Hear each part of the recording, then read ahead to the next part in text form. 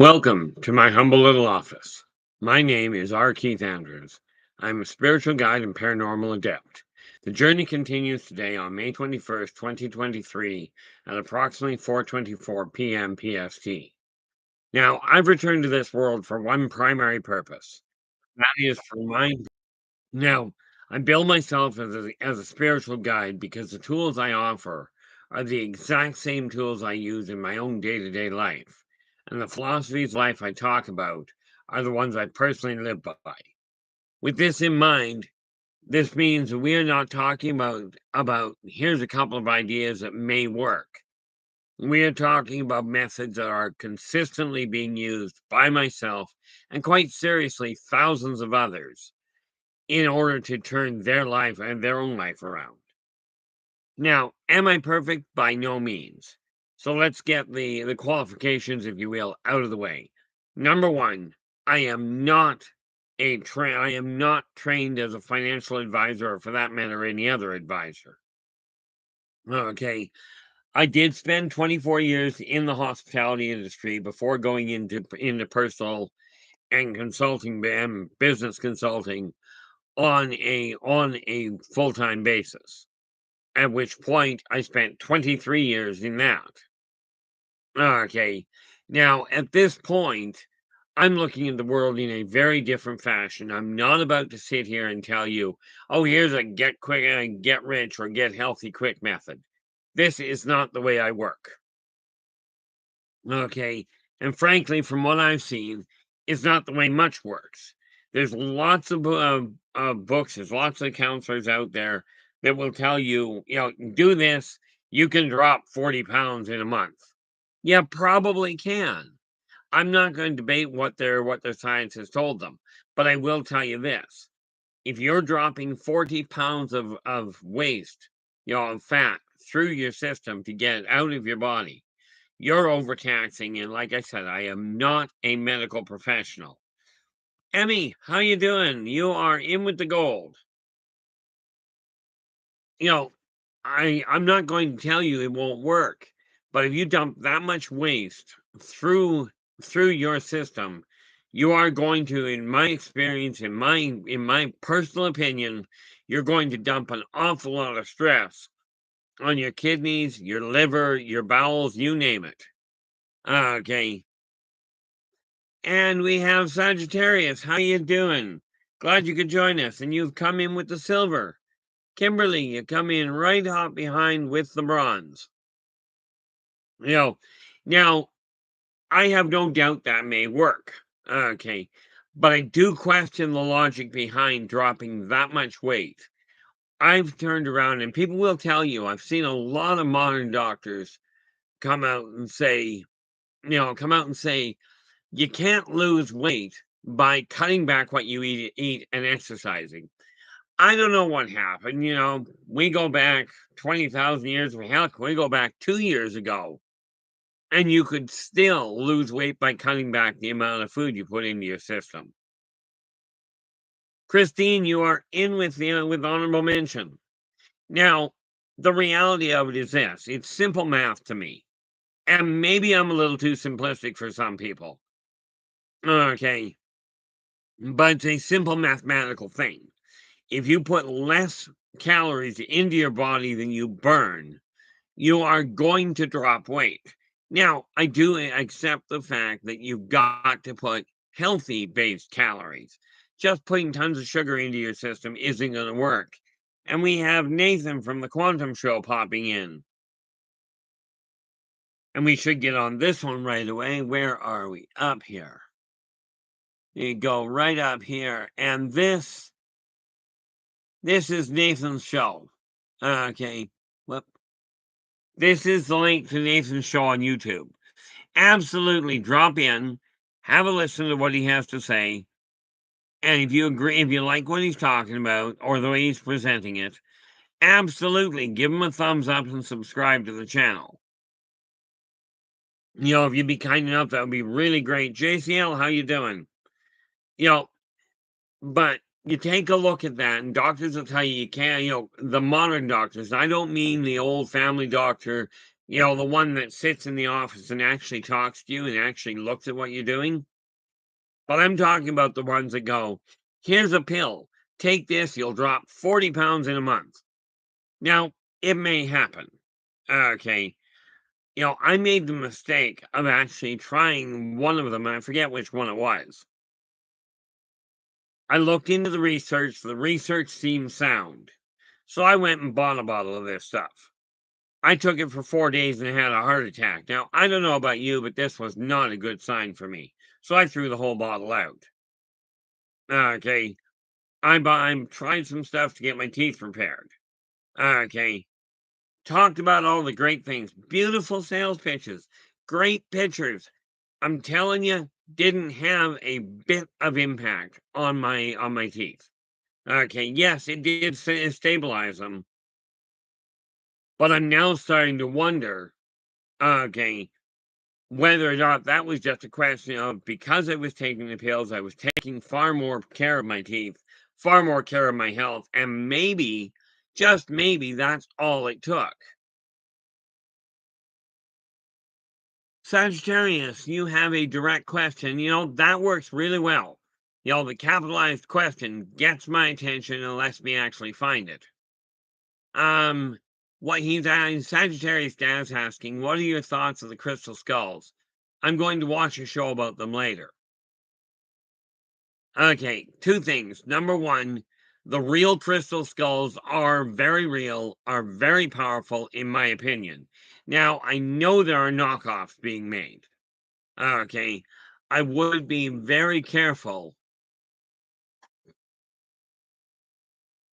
I would be very careful about taking everything they say and going, oh, it's absolutely accurate. But the crystal skulls themselves, the original ones, are extremely antiquated and very powerfully realigned, but they are not replicatable. Okay, not from any technology that I'm aware of on this planet right now. But are they something that is worth listening to, worth researching, worth looking in on? The answer is absolutely yes. There is no doubt in my mind there. Now, I'm going to have to do this. They're a really fascinating idea. And here's the other thing about them. The crystal skulls, the original 13, okay, the original 13 skulls communicate very solidly with each other, though I doubt very much mankind has figured out how to do that yet. How to understand them.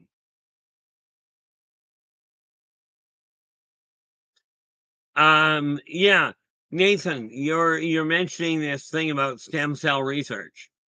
I will tell you right now, that's what I'm actually looking at in a manner of speaking.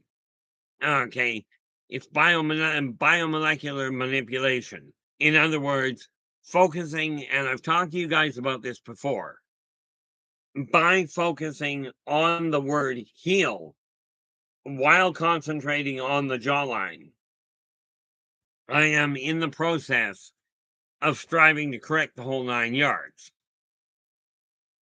Now, how well that's going to work, I don't know. But given the fact that the people that tried railroading me into it didn't even bother to call me up to talk to me about what the procedure was, what the recovery rate was, what the expected complications were, etc., etc., my trust level in going in under the knife with these people not high on my list.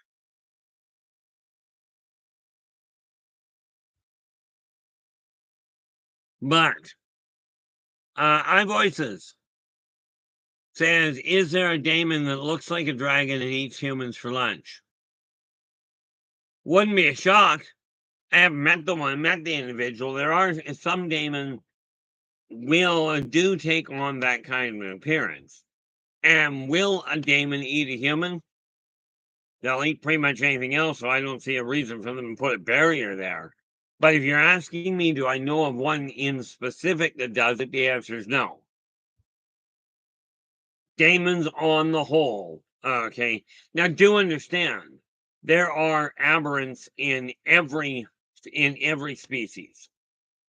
Okay. But Is there one that I know of specifically that will turn around and target humans? The answer is no. But I do know that that Untars will hunt down a human if the human has actually crossed the border, crossed the barrier. Now, an Untar is a race that is strictly bounty hunters. They go after people when the people have crossed a karmic barrier.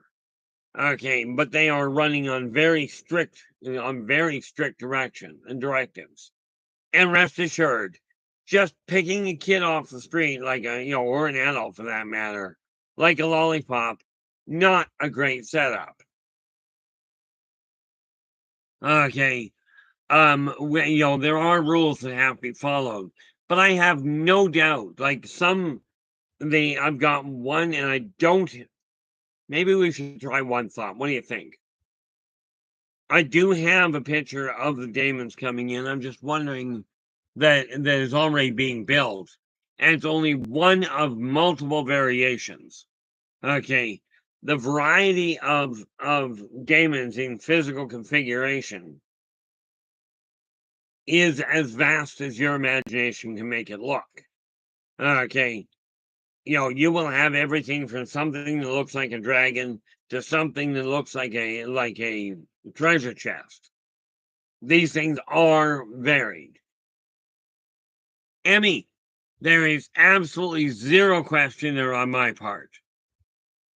People, aliens, pets, animals, okay, plants, elementals, and various other non-corporeals all end up in the same place when they fade, when their physical form fades.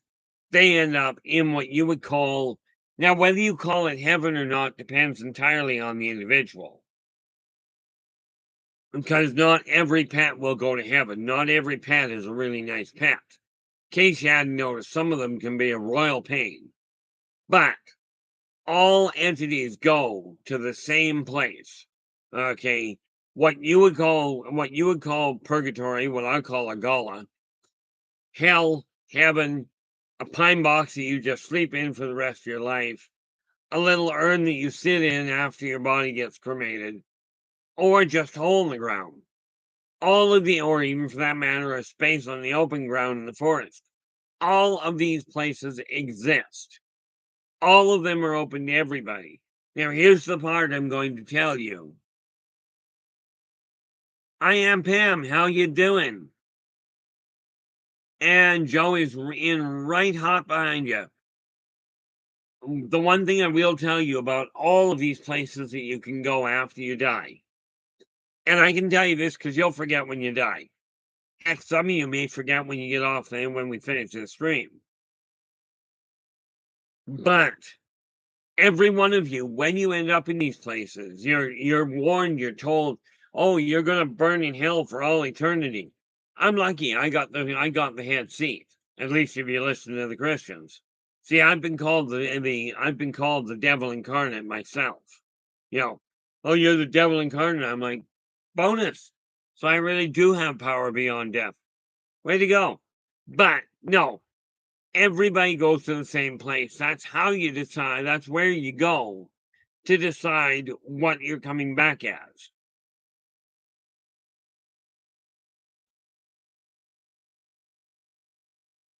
Now, if I seem to take death a little lax, might have something to do with the fact I've been clinically dead, clinically 4 times, after, and that was before I was 10. 5 more that I'm absolutely certain of that the doctors didn't actually restart me on, and 1 that I'm still questioning. So, this whole idea of a cat has 9 lives, sorry, I've had at least 9 and maybe 10. So, yeah, I'm going to take a look at death a little bit more lackadaisical. I'm very glad to hear that, Emmy. Yeah, the neat part about it, I have seen so many people because of the fact I'm also a working medium. I have run into, I've run into all kinds of situations where a pet will show up just to let the former owner know that the pet was okay. Oh, in all fairness, I voices, I spent a lot of time in what you call hell. Okay, a lot of time. It wasn't so much a past life, so much as in between life. Okay, that said, you are correct. I did actually spend a lifetime as one of the, shall we say, inductees. I'm not sure what you'd call them. I know we got called a lot of things by people, but you got to remember, in what you call hell, number one, I will tell you the hot tubs are way too flaming hot, heavy on the flame, and heavier on the hot. But the thing is, yes, when you get down there, okay, once you walk in the door, they will immediately throw you into the river.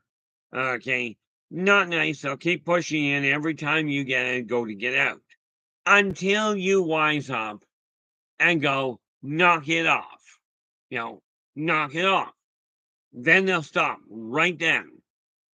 Of course, most of the time, somebody will, after they've stopped being pushed back in, somebody will turn around and go, well, I thought you were supposed to continue pushing me in.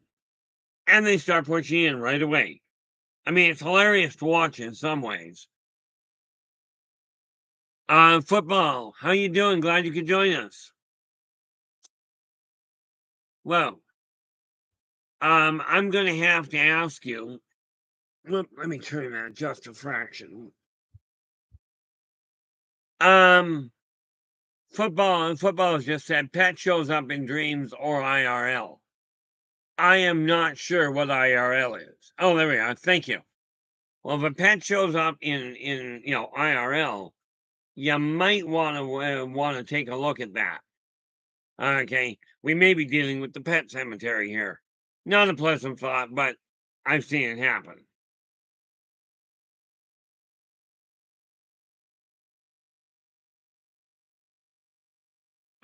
Sagittarius, did you ever encounter a blue half scorpion daemon?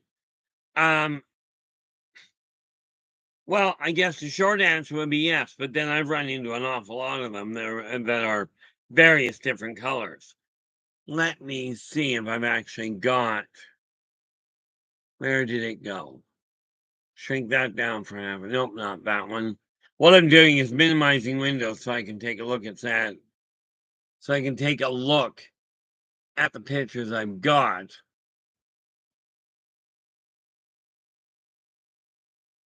Where is it?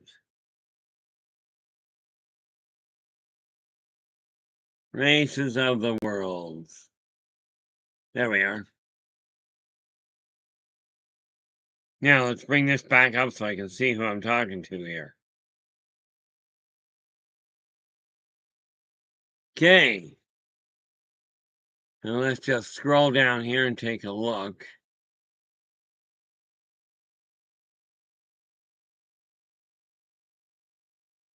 Just looking for which one we ended up putting in. All those have to be moved. Okay, bingo. Now, the one that I've actually got going in, I don't know how to get it up on screen, so we're pretty much hooped there.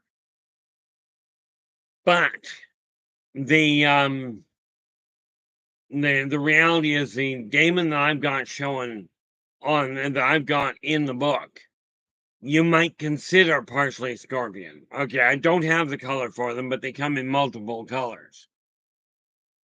Okay, but it does have a scorpion-like tail, amongst other points on it.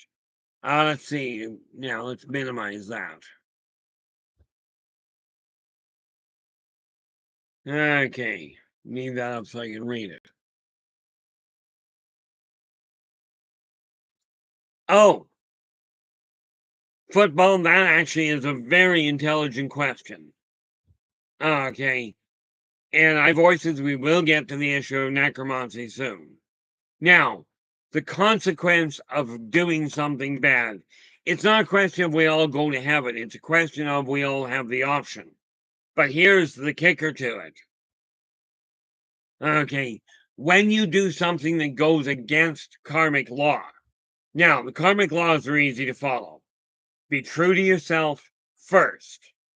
Do unto others as you desire them to do unto you. Energy out, energy in. Okay, now all three of these run equally important. They're kind of like the three legs in a three-legged stool. Okay, they've all got to be kept in balance.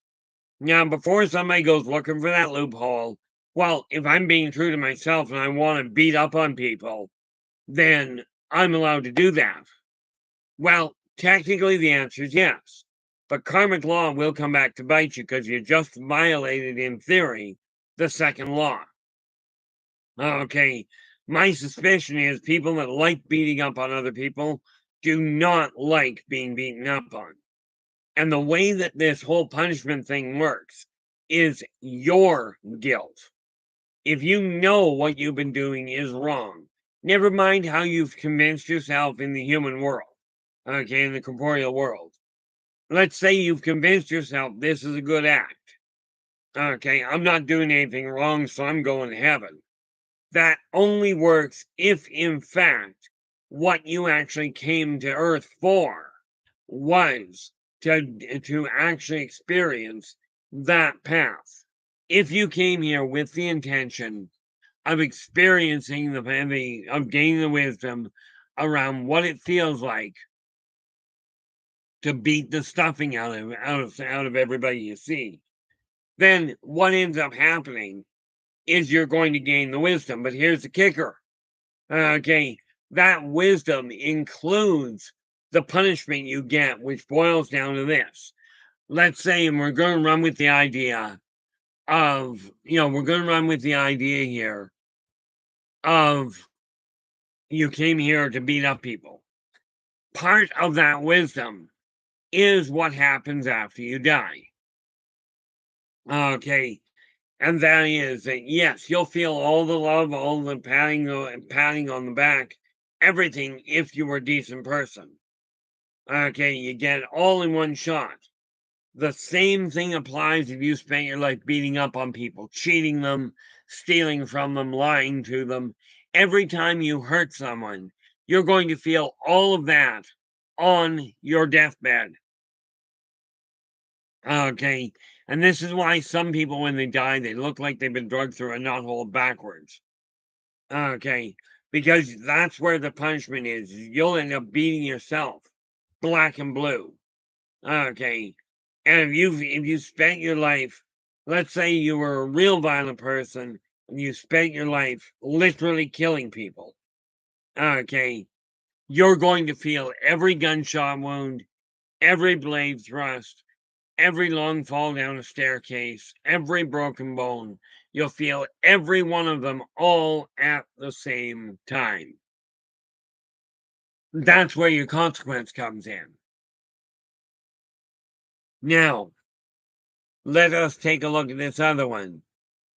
iVoices, you asked, is necromancy real? Well, the reality of it is, yes, necromancy is very real. This does not mean it is not without danger. Okay, there are, down in the South Pacific, there are tribes that still create zombies. Okay, there are natural herbs and what have you that they can use to make that happen. Can you bring somebody back from the dead? Certainly. Well, in a manner of speaking. Okay. Is it possible to reanimate a body? Absolutely it is. But here's the kicker. You don't control that body. Okay.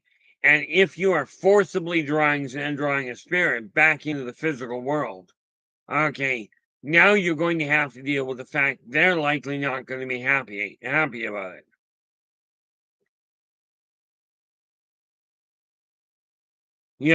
So I mean, is it possible to do it? The answer is yes, but I strongly recommend against it. And before somebody out there decides to go, well, can you show us how? The answer is no. Okay, even if I knew how, because in all fairness, I have no doubt that's somewhere locked in my memory due to past lives. I have no doubt I know how. I'm just not dumb enough to re-access that.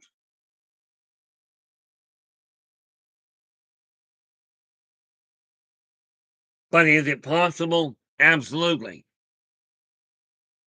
Now, what are we looking at? Philip is asking, oh, yeah, I know what you're referring to with the manticore. I've actually got one up front. A figure of it, not the real thing. I would say yes, except the one I've got that I've put that is in Races of the World second printing is a let's try English, shall we? It is bipedal. Okay.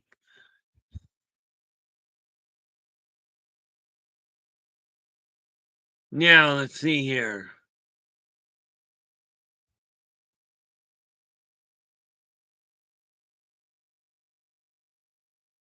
Yeah, and that would not be a surprise at all from my standpoint, Sagittarius. And I did see your question there, Joe. And we'll get to that momentarily. What I'm trying to do is get through the questions as they come up. I'm still trying to figure out how to actually figure out how far behind I am, but the issue of a scorpion trying to get a hold of this guy and being repelled, there's a number of things that could have done that. Okay, it may well have been the belief of the individual that got taken that he was not going to deal with that.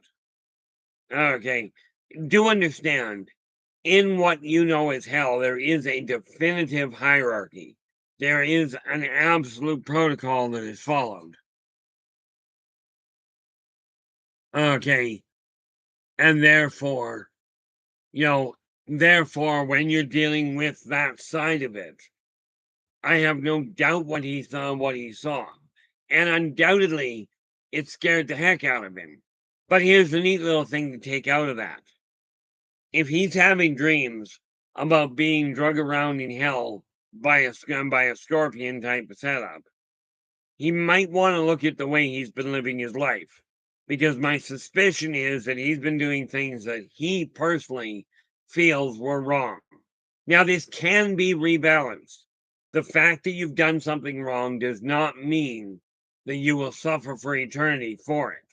That is not the way the karma works. Okay, now, Joe is asking what are the origins of the boogeyman? Now, the actual story behind the boogeyman, that's something for somebody like Nathan or somebody like Dave to look into, like Dave Scott of Spaced Out Radio to look into. I don't research, and there's a lot of reasons for that. But my understanding is very simple. When we take a look at the boogeyman, okay, first and foremost, there are strange things that go bump in the night, no doubt. And way back in the Middle Ages, when kids were misbehaving, they turned to the metaphysical as a way of scaring the kids. And this, in my opinion, is pretty much where the whole story came from. Because the descriptions that I've seen of the boogeyman, not a nice chap. And I'll tell you, if he's going to scare adults, you can bet he's going to scare kids. I am Pam. Yes, when we are talking about necromancy, we are talking about it real, as in earthbound. Okay, as in people on Earth doing this. Now, I called it the good fortune. The guy who did it, probably not so much. There was a chap that I ran into, a client of mine had a problem because there was a very agitated spirit that had been drawn back into her house. Only the guy didn't want to be there. So he was volatile, he was angry, and yes, he did try and kill her a couple of times. As in, people don't jump out a window, they don't jump out a window without opening it. Especially jumping out it backwards. So when she came to me, We made contact with the chap, found out what had happened, and he had been forcibly yanked back into the material world. Okay, he was not corporeal, mind you. Okay, and we'll get to that side of necromancy shortly. Okay, this guy was a spirit, but he was one nasty little spirit. So as soon as I figured out what was going on, tracked down where the guy was, and I looked at this guy, and because we were having a conversation, and I'll use to say the term conversation a little loosely. Okay, but this guy looks at me and he goes, "I've seen you in hell." I stopped and looked at him and I says, "Wait a minute. You mean to tell me you know hell won't hold me and you're still trying to take me off?" I says, "Tell me, is this the kind of stupidity that got you killed in the first place?" I said, "Look, here's the deal. You leave this young lady alone, and I will point you in the direction of the guy that actually put you in this mess." Okay. And this guy says, "You mean even after I've promised to take her out, to take her body, you're willing to help?" I said, "I'm only willing to help if you give me and act on your word that you're going to leave her completely alone, right?" And he goes, "Yeah, I'm quite willing to do that. Just nobody was listening." I said, "No problem." So I told him where the guy was. Sad to say, for the guy, he was in jail for attempted murder. Talk about a captive audience. I don't know what happened to the guy. What I do know is that the girl no longer had to deal with this chap.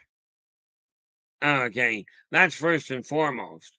But when we are talking about animating the dead, as in the Frankenstein syndrome, yes, it is done for real, way down in the South Pacific. Okay, can I tell you exactly what tribe does it? No.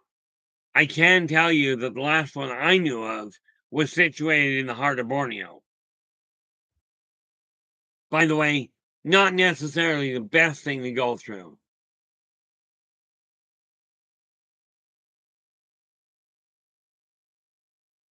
In all honesty, Philip, if you don't remember being in hell, do yourself a favor and keep it that way. This is one of those memories. This is one of those memories, Philip, that it's wise to forget, to choose to just leave in the past. Because I'll tell you, some of the nightmares that I've got because of what I saw are not the ones that they're the ones that now I'm just trying to think who they were. Not Hans Christian Andersen, but there was another chap, and there was another pair of brothers that used to write children's stories. Okay, but no, the goings on in hell are not something you really want, that is really wise to remember by any functional means. Okay. Joe, that would not be Philip, that would not be a surprise. Philip's just saying that, well, okay. Sagittarius, I appreciate the clarification. If the demon was guiding him, okay, if the demon was guiding him through hell, this was a wake-up call. This was the demon going, "Okay, you can carry on down the path you've been going down, or you can go down the path you've been thinking of going down. And this is what you get to see."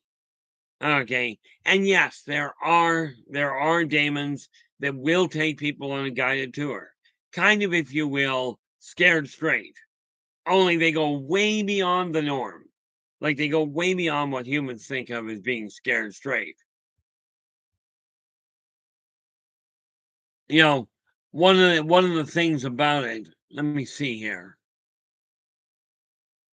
Yeah, Philip's going, "I wonder how many spirits have been in this body with me over the years in this life.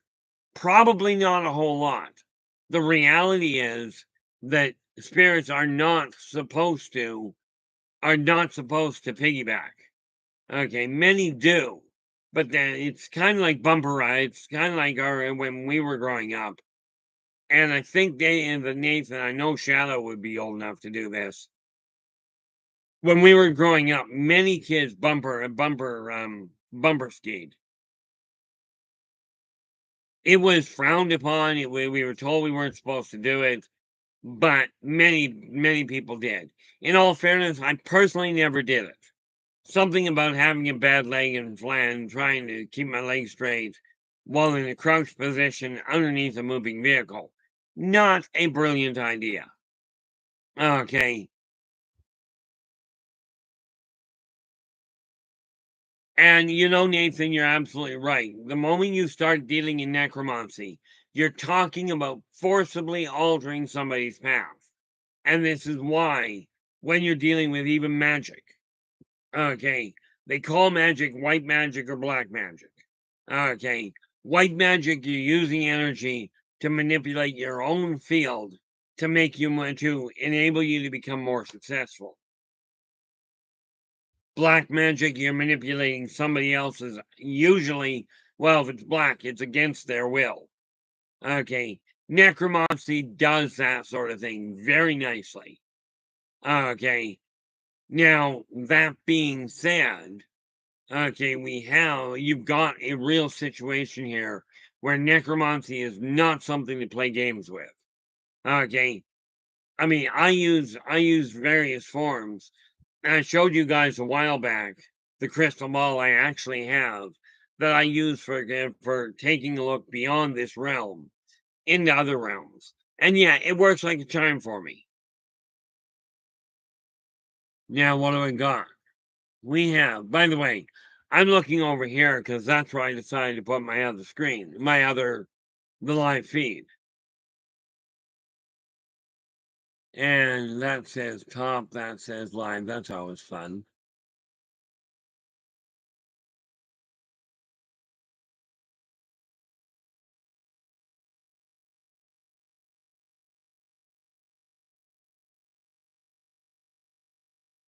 Okay, I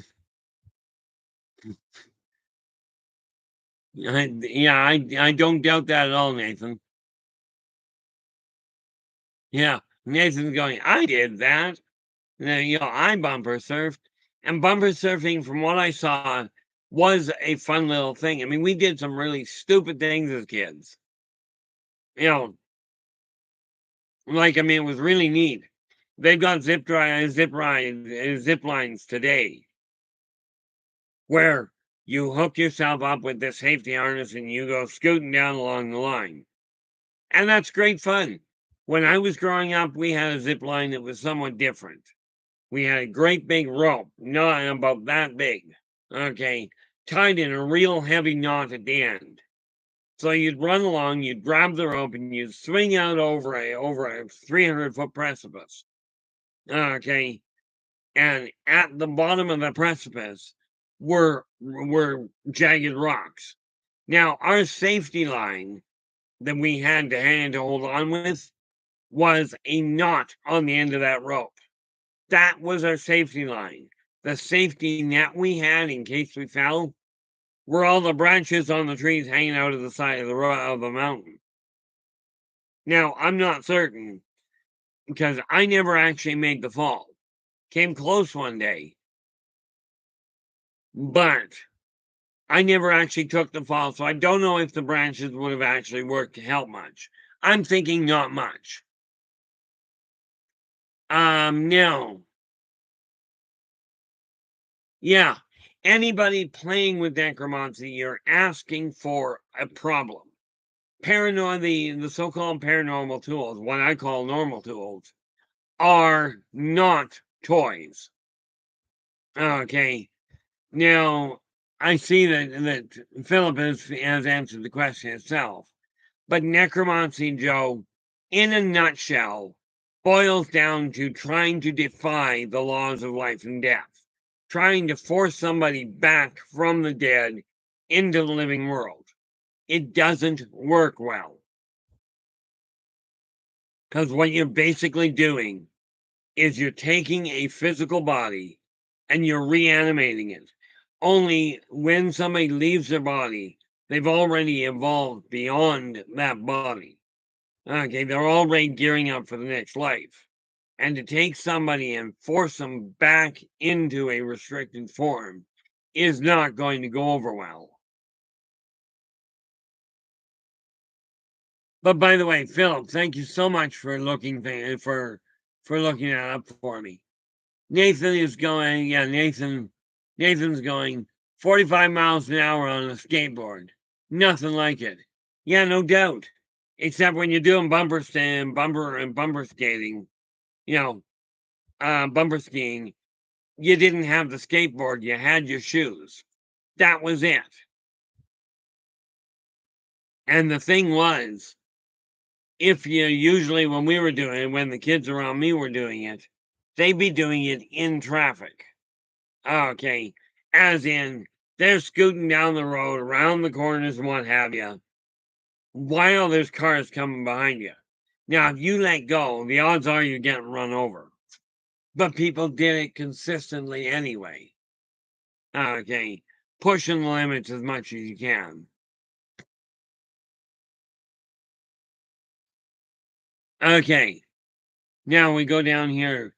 Keith, is Belial a real Damon, and are you friends with him? I use the term friends really loosely. Okay, but is Belial real? The answer is yes. Okay, from everything I've seen. Now, here's the kicker to it. There are a couple of people that go by the name Belial, just like there are more than one person goes by the name of Keith. Okay, but the one you're referring to, very nasty individual, not really the greatest temperament. But as long as you don't let his ego influence you, you can get along fine.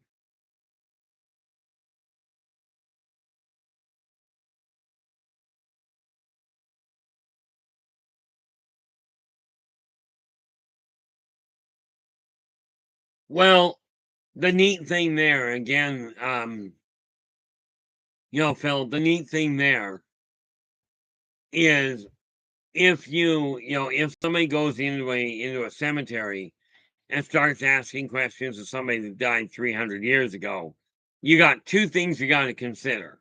Number one, if that person has not evolved, they're still thinking in terms of it being 300 years in the past, which means the whole concept of them talking to you is going to make them very edgy to start with.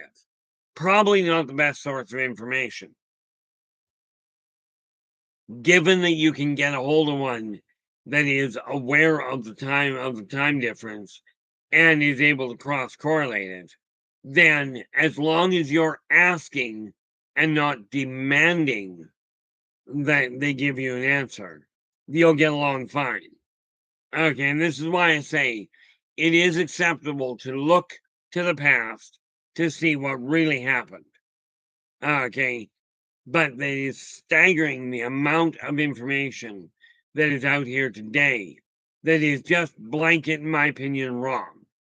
Okay, you're not told, you're told, here's the exciting thing, you're not told the danger point.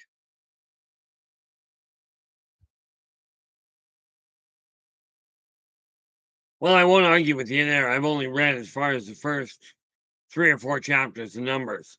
But I will tell you, Sagittarius, where it comes to debating what's written in the Bible, as I've told people, okay, if somebody wants me to tangle with that, I won't be doing the ins and outs of what's real and what is translated effectively as compared to what I remember. I won't be doing that on this channel. But if somebody wants to bring me on to debate, to discuss what is written in the Bible on their channel, I have no problem with it. I just won't do it on this one, and this is why. A few months ago, well, probably a year or so back, I made a simple comment and I don't even know what the comment was. Okay, but whatever it was, it had something to do with my view on the COVID vaccine. Okay, or more to the point, it was more likely on the COVID mask. But that said, I made one comment of it in the entire video, and I got a very polite yet to the point warning that they said point blank, I made a comment that was not acceptable and did not go with with the YouTube policies, and therefore they pulled the video. Now I have no idea which video it was. Okay, but I did take to heart what they said, as in where it comes to discussing certain topics. On my channel, I won't do it, but rest assured, if somebody wants to bring me onto their channel and discuss what I see as discrepancies or as misinformation, absolutely, I am more than willing to do so.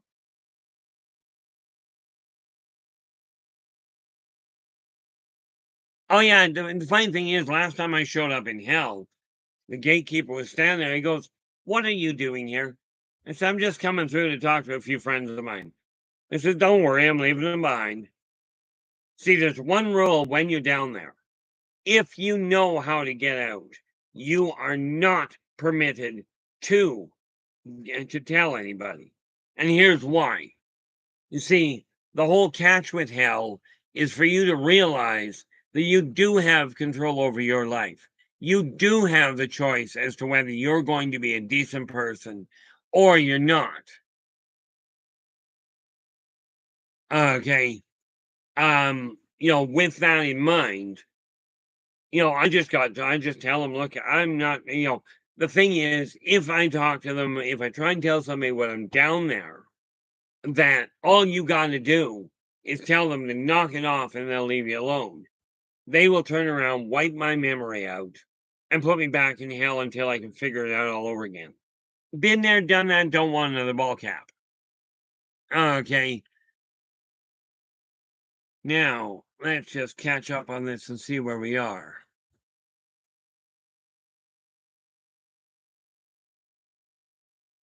Oh, amazingly enough, Philip, the answer is yes. Okay. I absolutely have had a number of not only members of the clergy, but I've had members of various different churches that have called me up to find out how to deal with things, directly quoting that they couldn't talk to the people in the clergy because the people in the clergy would tell them they were going to hell. Right. And last time I got told I was going to hell, I asked them if I had to bring my own hot dogs or if they were going to supply them this time. Yes, I take death a little bit more lackadaisical. But no, I've dealt with Christians, Jewish people, people Jewish and the Jewish, Muslims, Sikhs, okay, Hindus, you name it, I've probably talked to them. And usually it's about what's coming up in the afterlife because people are taught to fear the afterlife. Now, to be honest with you, football, the only reason I don't seem to have a problem with me talking about the moon is because there's no way I can give you proof. Therefore, they can deny it all as the ravings of a lunatic. Odd, connection there when you think about it, as in the loon and lunar and lunatic and the whole 9 yards. The fact is, I'm not about to sit here and tell you that and accept the claim that, that man has not been back to the moon in 25 years.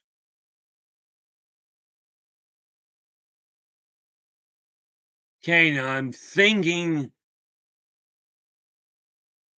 either I said something that didn't come out right there, Philip, or you typed it funny, because I'm not sure what word you were trying to do there.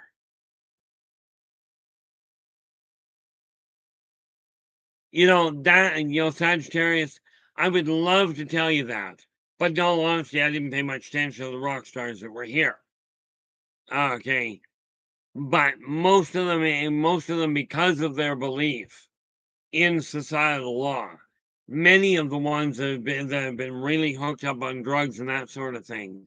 If we're just talking about self-damaging, not so much. But if you're talking about people that got high and murdered somebody, the odds are they ended up in hell.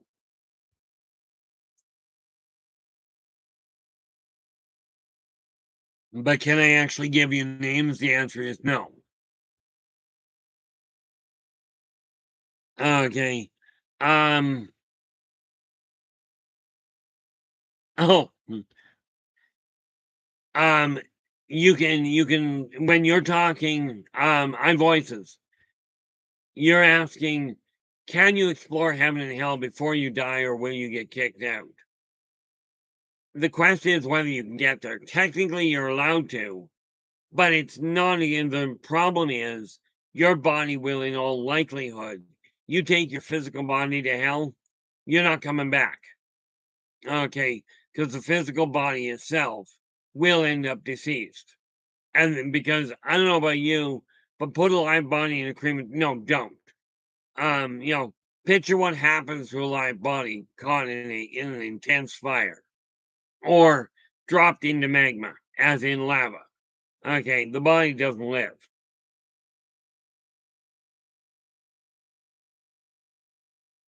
Okay, but is there any law against looking into it? No. I'll even tell you what goes on in heaven and hell. Been there, done that. It's a great place to hang out periodically. Although I will tell you, sitting around forever and a day, listening to elevator music, sitting on overly fluffed couches, is not my idea of enjoyable. Okay, I like the way that a friend of mine put it one day. He said, "I think that everybody, the people have it all wrong. You know, people that are bad don't go to hell, and people that are good don't go to heaven." He goes, "If you're bad," he says, "I'm firmly convinced that if you're really bad, you're sent to heaven and you're told, sit down, behave, and be nice. And by the way, here's a nice cup of tea. Okay, now listen to this wonderful, relaxing elevator music and don't leave the couch. Oh, we will teach you how to play a harp, maybe a violin. Okay, but you cannot leave this area. You've got to always stay calm, always stay polite. If you're really nice on earth, this chap that I knew, he turned around and he says, if you're really nice in your entire life, you get cut loose in the biggest party that ever existed. And there is some merit to that when you think about it. Like, why punish somebody for being bad by sending them someplace where they can be worse? Oh, that's modern prison. That's why I do it. Sorry, that was just nasty. Um. Oh, okay. That's what the word was. Yeah, I didn't realize that because the word you had typed there, Philip, was James. Okay. Okay. I'm presuming that's another name, hopefully not a derogatory one for Sikhs.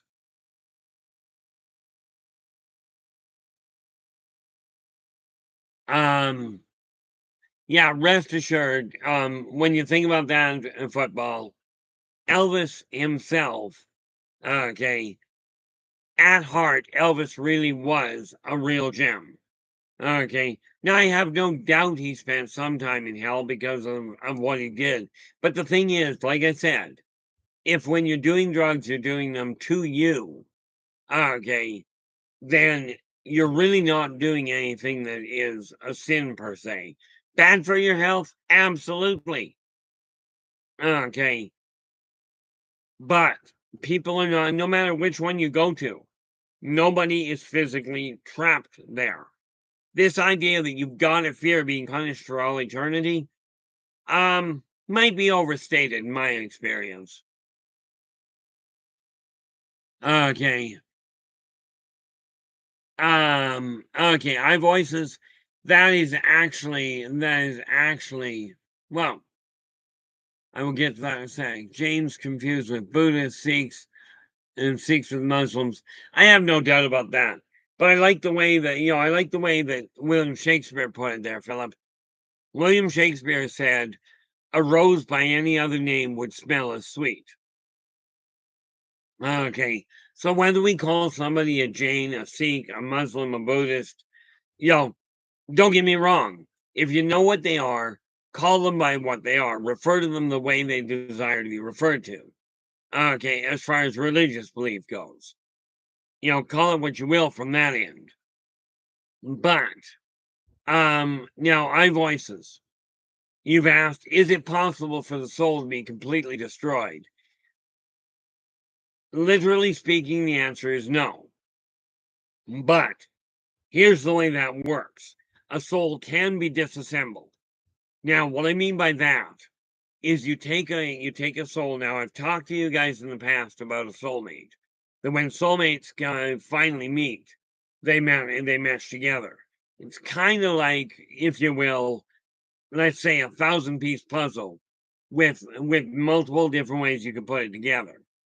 Okay, but each different way creates a different picture. So what happens when a soul really creates a problem is the soul is pulled apart into its component parts and scattered to the four winds, as it were. Now that person has to go back out and try and find all of those parts again and put them back together. See, the whole purpose of life is to remember who and what you are and what you're capable of. Now, intriguingly enough, in the Yldrbac Chronicles that I'm writing, I actually cover this specific topic in the earlier books. And they're not out yet, but they are coming. Okay. But the soul itself does not get destroyed. It just gets pulled apart to its components until it can find itself again. Well, when you think about, football, where are we here? Emmy. Well, let's just cut that back there. I'm a very strong believer in karma. What you put out into the universe comes back to you, good or bad. Absolutely. Karmic law number 3. Energy out, energy in. If you're being nice to people, you're stacking the deck for the universe to be nice to you. If you're being mean to people, you're stacking the deck the other direction. Now, this doesn't guarantee that everybody will be nice to you, but it does stack the deck in your favor. Okay, and absolutely, those are the only 3 laws I follow. Be true to yourself first. Do unto others as you desire them to do unto you. And energy out, energy in. Okay, those 3 karmic laws are what govern how I run my life. Now, this does not mean I'm perfect. Lord knows when I get frustrated, I've got a verbal temper that is just no fun. Okay. And again, I'm looking at this football. Football's going Loretta Lynn in heaven. In all likelihood, yeah. Like, I don't go and do a head count for a lot of reasons. Way too many people there. Because let's not forget, heaven is not only for the wealthy. Okay. It is for the paupers. It is for the sick. Well, not really for the sick. The sickness gets left with the physical body. Okay, but it's for the plants, for the animals, for the energy configurations, for the elementals, for the aliens. You get the picture. Okay, I am Pam is just saying I haven't met A. Janes yet, but need people from all other traditions. No, Janes are their own unique tradition. Oh, there we are. See, this is the kind of information I don't have because I just didn't, I tried looking into the research on it and didn't get very far. Way too much information that was way too sidetracked.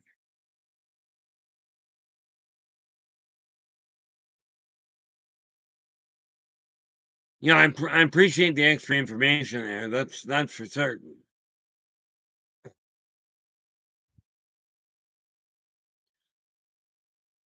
Yeah, the nice part about when you reconnect with people, because don't forget Sagittarius. Number 1, the water. Whenever you're dreaming of water, you're dreaming about subconscious emanations. That is what the water on the whole tends to represent. So if you're dreaming of being with your dad and being with a bunch of other people, what you're looking at is a reunion. Not a bad setup, really.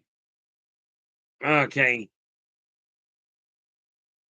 But anytime you can come out of a dream feeling relaxed, feeling like things are going well, this is a fantastic sign, a fantastic thing.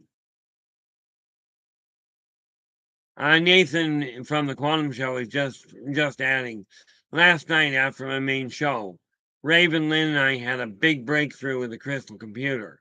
It uses quartz and blue sandstone somehow. Still remembering. Absolutely. Nathan, after we're done this, quite literally, why don't you give me a little bit, why don't you give me a buzz? You know how to get a hold of me. Okay, and I'll fill you in on where the blue sand and where the blue comes in. What was blue sand? Yeah, blue sandstone. I will fill you in on how that fits in. Question for you though: did you notice the red sandstone? Depending on what you were looking at, the one you were looking at, you may or may not have seen it.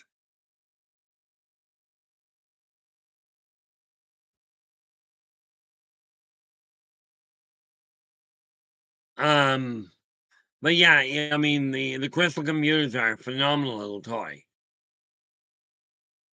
I call it a toy. It really is a tool, but that's okay.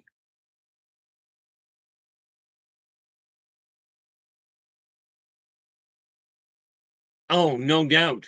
Nathan's just come back. He says, I didn't see red. It was in a flash of insight and a PTSD style recollection when it happened. Okay. Um,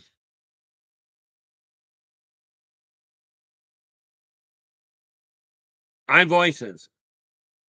The term ever karmically justifying putting a curse on somebody falls under this question.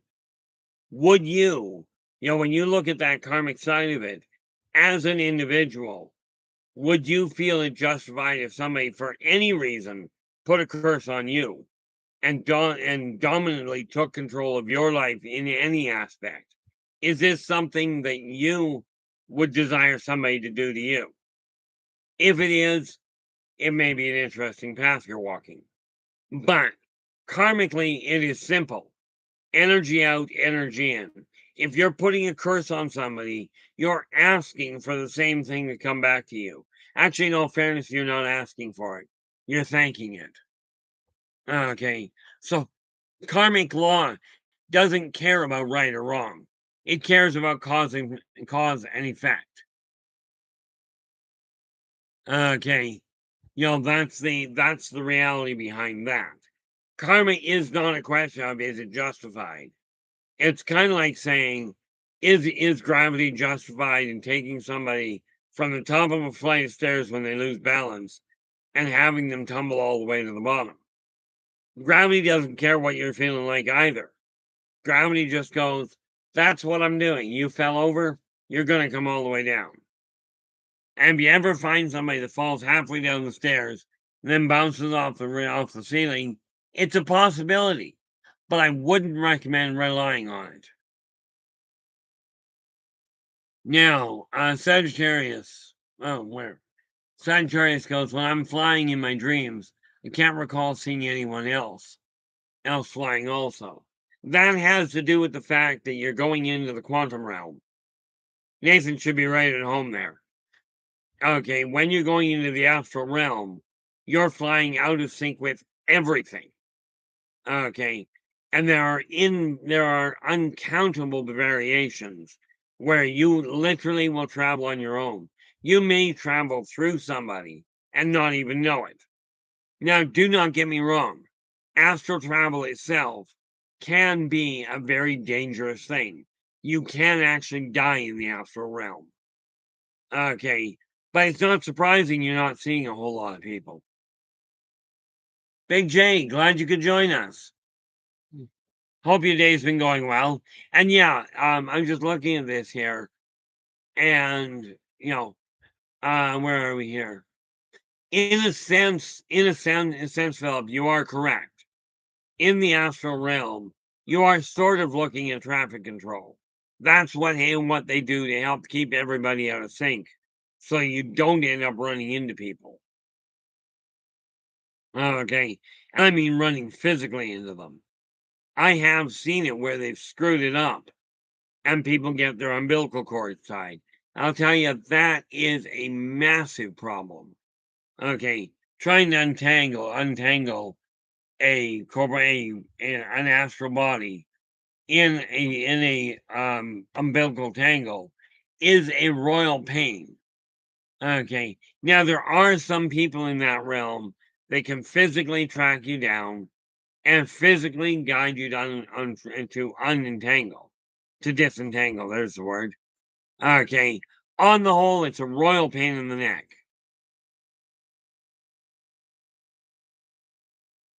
Yeah. Well, that's just it there, Sagittarius. Astral travel is, in all fairness, it is a natural ability in most kids. Okay, it's just as we get older, we get told it's not possible. You've got a wonderful imagination. Now grow up. Okay, and that usually happens when a kid gets to be somewhere between 3 and 4 years old. By the time they're 5, most of them have forgotten how to do it. In my case, I didn't get told that.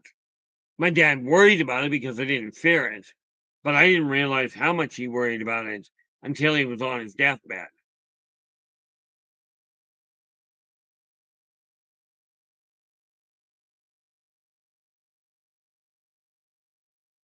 Are we running properly here? It would seem yes. The neat part about this life, in this physical form, we come here to experience it to experience the corporeal world with limited senses. Okay. Now, when we talk about this idea of people having contracts that they're under, do understand the contract people come in under is one of their own making. Now, clearly, there's people some of you are going to look at that and go, look, I didn't ask to experience this garbage. And in all fairness, you probably did. You probably came into this life with the idea, with the idea that you desired to gain wisdom around being poor or around being considered invisible. So you come in here with that intention, and now you're going through it.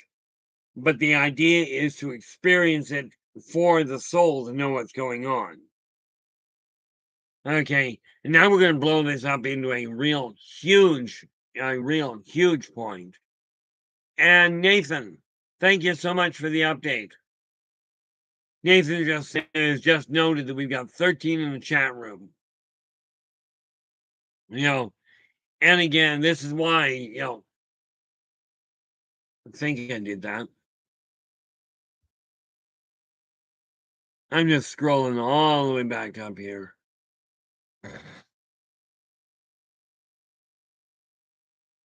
Yep, we did.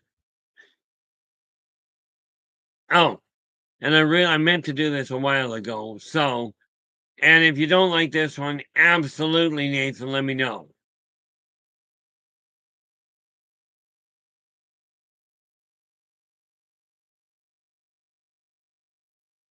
The reality of it is that when we take a look at this world, we all come here with certain things to gain wisdom around. Philip's asking, how do we find out who's flowing through us? I had a rare romantic, not sexual dream last night. I'd like to meet the person in the physical world if he was a real person. Now, two major things. Number one, the reality of that. Okay. The reality of that is next time as you're going into sleep, as you're getting ready to go to sleep, thank that individual. And you can do this in your own mind. Okay. Thank them for revealing themselves to you in a way that you can both accept and understand. Okay. This is your best bet in finding out who they were. Because it's not like people take a track on it. Okay. It's not because you gotta understand something. Once the past is written, it's locked there. It's there for anybody to go back and look at. Unlike in today's computer. Okay.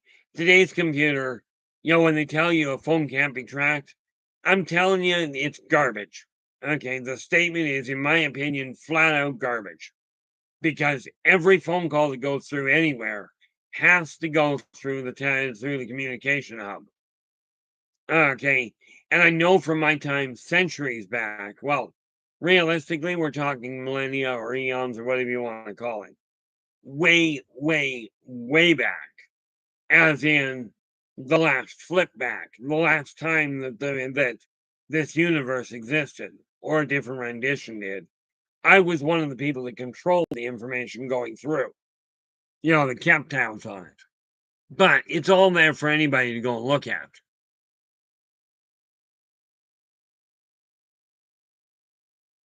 Thank you so much, Nathan. I know you've got a hectic schedule, but you do so much that is really handy in the first place, that I figured at least I could do was say thank you in that way. It's not much, but it's best I can do at this point. Now, football is asking, how can you tell someone is remote viewing you? Well, in a nutshell, you can feel it. And I know that's a lousy answer. When someone, like in my case, I know 9 times out of 10, people are constantly, and I mean at least there are at least 4 different countries I know of that have people tapped in trying to figure out what I'm up to or which way I'm going to go with things.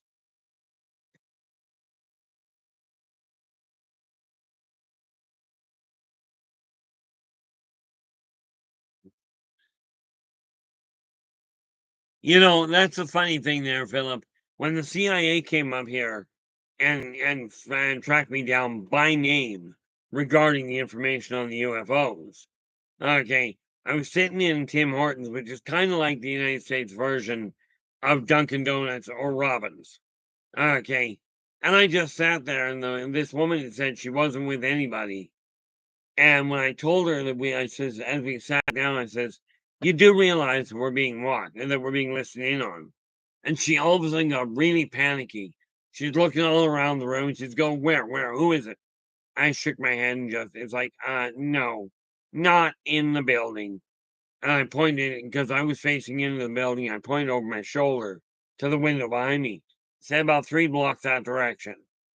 Well, this woman puts her hand to her throat and muttered something. I didn't hear what she muttered, but she immediately brings her hand down and goes, are we still being watched?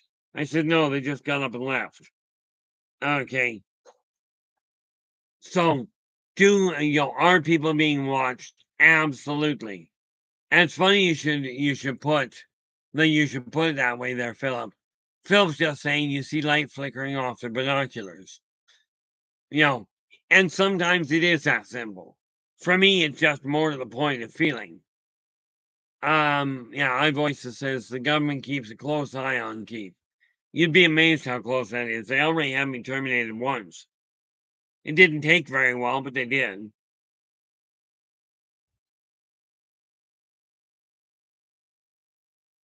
And before some genius comes up with this idea that I should try and sue them for it, I'm not interested in it. I'm just grateful they keep an eye on it and don't do anything with it. But then you got to remember, I'm a firm supporter of some governmental form. Okay.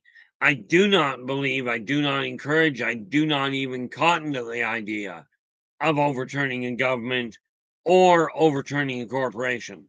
It doesn't work the way people think it does. Okay. Now, iVoice is just asking, you know, what's my favorite horror movie? I really don't know. Okay. I enjoyed Poltergeist for what it was. I enjoyed The Car, but I don't watch horror movies. Okay. The Amityville Horror, I would love to go to that house at some point. I don't know if I'll ever manage to get down there. It's not a big idea. It's not a big issue for me. But, what most people call horror, I usually call normal and every day. Oh, I know. If I wanted to pick a good horror movie, and I don't know if you guys are going to classify this as a horror movie, but it was funny in heck. Okay. It was billed as a horror movie called The Evil Dead. Okay. The Evil Dead was a good one. So was Attack of the Killer Tomatoes. You know, but what people call traditional horror movies, I just don't watch them. You know, yes, Bruce. The thing that threw me for a loop with that one in football was that lamp in the corner. That was the one that really got me.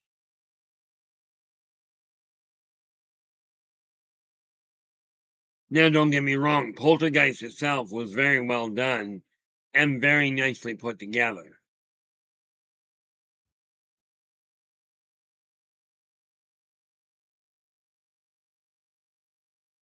Yeah, I've heard tale of it, but like I said, where it comes to horror, that's one of the fields I don't write in. You know, I write in science fiction, science fantasy, self-help, reference, children's, and poetry. Okay, I don't write in horror, and even when I get my books up and my publishing company up and running properly, even then, I may choose not to bother even printing horror movies, horror stories, just because, and I may anyway, I don't know, but I certainly won't be able to edit them properly.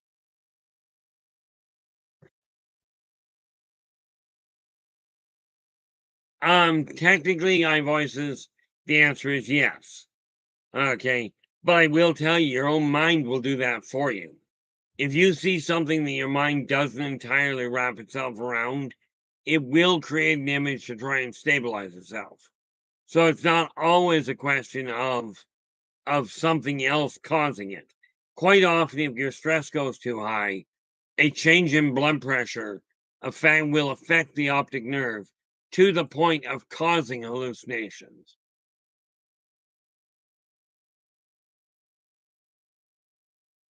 Yeah, I'm just looking at this. Philip goes, the fourth kind is a great horror movie about alien abductions in Nome, Alaska. In all fairness, it probably looks the same in real life.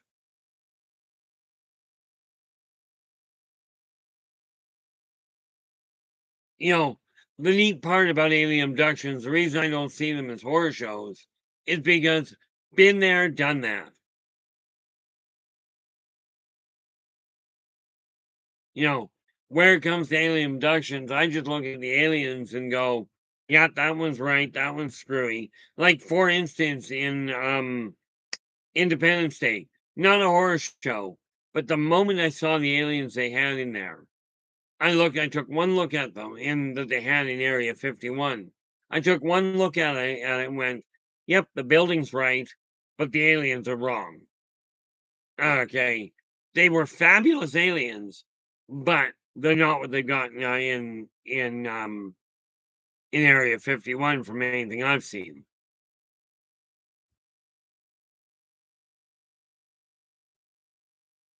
And by the way, just to be clear, it's a really cute thought, but no, have I ever gone to the Area 51 myself? No, I came to the conclusion this was not a wise idea. I always found when somebody says, "You're not allowed in this area and we'll shoot to kill if you go there," this is not the place to go.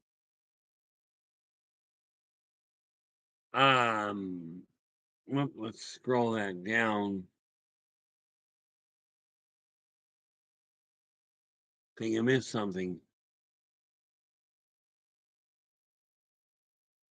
Oh, that's way up there.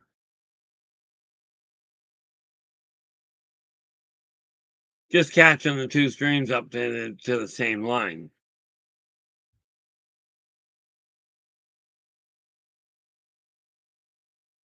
Yeah, Independence Day I enjoyed, and it did show what people will do.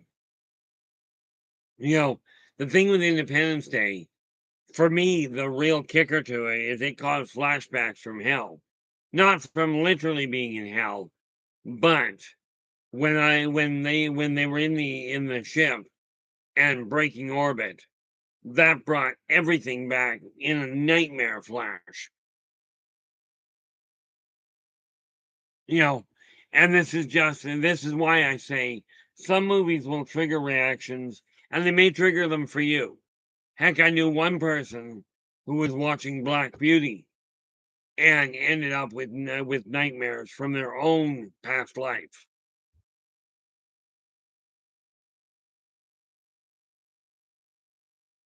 Yeah, when they were heading up to the mothership, in all fairness, the neat part about that mothership is it's actually not that far off the real thing. Okay, depending on the race you're looking at. And I just got to remember, I got to go back and watch it and see if I can piece together who belongs to those ships. Because I will tell you, the aliens they're using don't match anything I've ever run into. That doesn't mean they aren't real. It just means I've never seen them. Okay, but the layout of the mothership, I have seen. Okay, and that's why I said, is the layout right? The answer is yes.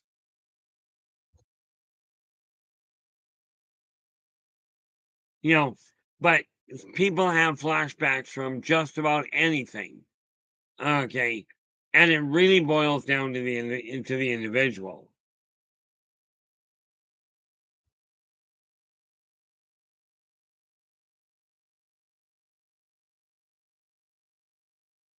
But boy, this today is really, shall we say, it goes all over the place, which is fantastic in my eyes. And again, if you like the stream, definitely do me a favor and give us a thumbs up and then subscribe to the channel and share the daylights out of it. Now, I will tell you this. I mentioned it yesterday. I was working on it some more today. The newsletter I'm going to be putting out is coming along nicely. It will be ready for the first edition to come out on it'll be coming out on June 17th. Come to think of it, I think I put the wrong date on it. Philip's going, what are the best movies for triggering positive flashbacks? Um, in all fairness, considering I've seen people with positive flashbacks from some of the most twisted movies, okay, whether it's a positive one or a negative, a positive flashback or a negative one, okay, depends on how the viewer interprets what they're seeing or what they've personally been through. Okay. I mean, when I watched the first time I watched Attila the Hun running in circles around one of his will be conquests. Okay. Many people see that as absolute horror. Okay. I came out of that flashback going, that was, there's a way of putting it. I can't get my voice to do the right thing. But I believe the term is what a rush. You know, it was a riot. Of course, when I ran with Attila the Hun, he didn't control what I did either. And no, by the way, before somebody comes up with that, no, I was not Attila the Hun. I was absolutely a thorn in his side. Okay. And I did run with him from the time I was about 10. Well, at 10 years old, I wouldn't call it running. At 10 years old, I was still very much an abductee, if you will. Okay. But anytime you watch a movie that brings about a real genuinely happy feeling, this is a good movie to watch. Okay. The sad part is I watch some of the movies like unfortunately, and I call it unfortunate in some ways, you understand why. When I watch movies like for instance, Chuck Norris, Steven Seagal, Arnold Schwarzenegger, any of these action movies where somebody is doing something to take care of other people. Even though many of them are volatile as all get out, these movies are the kinds that I thoroughly enjoy. Okay, might have something to do with the way I look at the world, you know. But I mean, I look at things and go, okay, if their means may be questionable, but if what you're doing is genuinely trying to help other people, then frankly, I have a tendency of looking at it going, you do what you have to, if you will.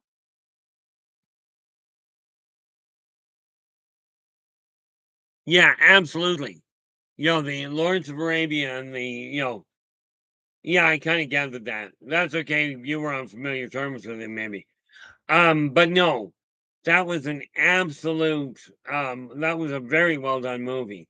Right. Same as the movie The Arabian Nights. Nathan, the answer to your question there. Nathan's going, Keith, did you like the TV show The A-Team back in the 80s? Yes. I enjoyed the new version they did when they brought out the movie. They did a nice job on it. But again, it was people that were going out of their way, quite often with volatile means, right? But they were doing it with the idea of taking care of the underdog, as it were. Okay. I also used to get a kick out of watching Quantum Leap and what was the other one? There was another one like the A-Team. But those kinds of movies I thoroughly enjoyed. Of course, as I got older, I quit watching TV altogether. Okay, I still watch movies. Most of the time I'll watch things like the superhero movies. Okay. And again, it has pretty much the same sort of thing. That's just terrible. That Philip is ready to look at and go, "What you talking about, Willis?" Not the same people, but certainly one of those movies that just says it all. In this case, that was the name I was looking for, was MacGyver.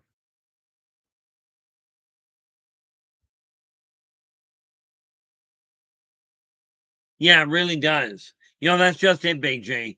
This is why I said, well, the reality of it is you cannot actually travel to the past. And we've discussed that a number of times, but I don't know if you were in here. Time travel is possible moving forward, but you cannot travel backward in time. You cannot go back and correct something you've already done. You can certainly look back and see what you did and modify how you deal with it, how you cope with it, if you will. Okay, find a new way to look at it and thereby put the negative strain on it behind you. But you cannot travel backwards in time. So no, nobody is going to be able to go back and save Julius Caesar's life. Probably a good thing. Okay, nobody is going to go back and kill off Hitler before anything happens. Because let us not forget, if people could do that, reality itself would come apart at the seams. That I'm aware of football, and quite frankly, this came right from literally what you call God or what you call source. Okay, that I was shown there are 12. But people in the third dimension cannot get to the fourth, fifth, sixth, eighth, doesn't matter. You're in the third dimension until you find all of your component parts from the third dimension. Okay. And once you've done that, okay, once you find all of those component parts over all the areas in the third dimension, over all the races and all the species, once you're all completely back together, then you return to the central hub and you wait until everybody from the other 11 dimensions gets aligned and comes back. Okay, then you can start taking a look at the other ones. Okay, it's a lot more complicated than that, and I misspoke. Once you've collected all of your component parts, okay, then you do go back to the central hub, and from there you can move on.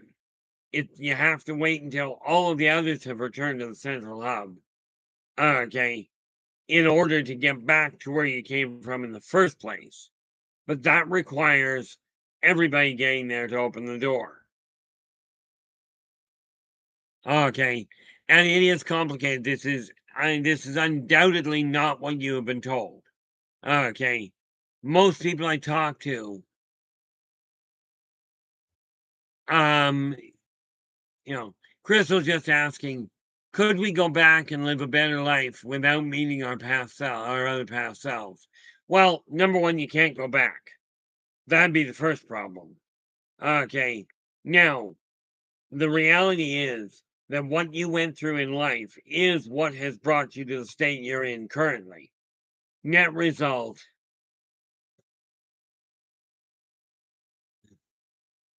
Big J. Oh, I'm presuming. Henry, how you doing? Glad you could join us. I was starting to wonder if you were going to make it in tonight. You know, Big J, the fourth dimension, that's the silly part. You're talking about, presumably, and correct me if I'm wrong, the fact that people say, oh, we're being raised from the third dimension to the fifth dimension. Okay. And, the funny part about that, okay, the problem there is this: you cannot bypass the fourth dimension to get to the fifth dimension. It's like if you're counting, in simplest terms, if you're counting from 1 to 10 or from 1 to 12, let's see you get to 4 or get to 5 without talking about number 4. If you watch like my son did when he was younger, if you watch Sam and Cat, okay, heck of a comedy, but Cat always forgot the number 3.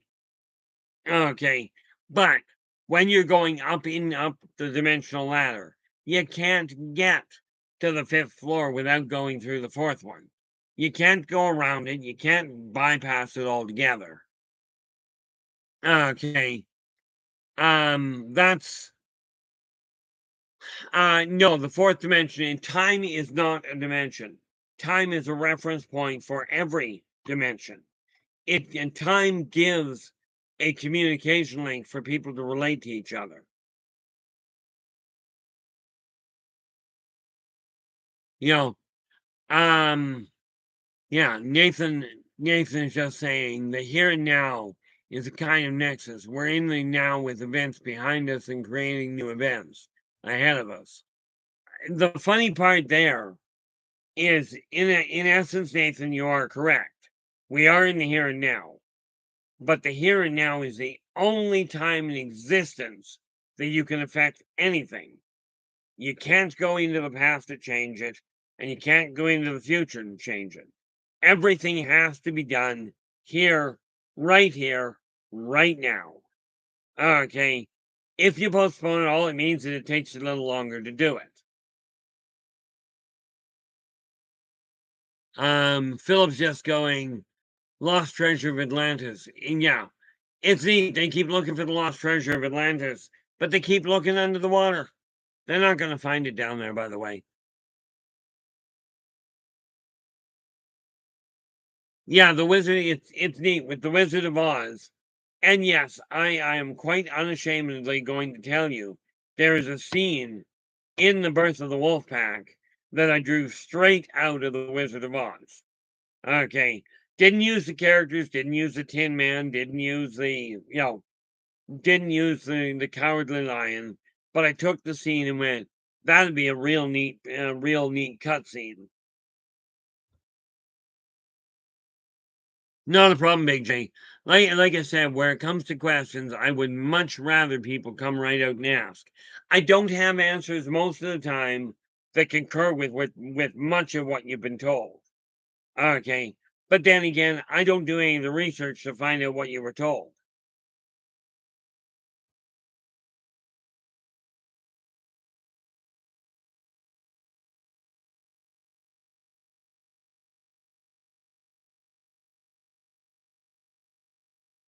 See, thing there, Nathan, is I have no idea what the Baltic Sea anomaly was. I can tell you that in the Baltic Sea there was an Atlantean outpost out that way. iVoices is going, is there any truly evil beings? Define evil.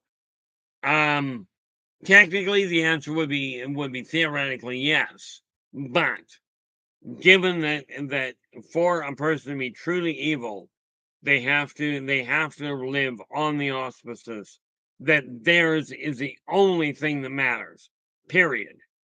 Okay. Now, this being said, a truly evil person will never say, if you follow me, you will have all these riches, or you will have a great life. Okay.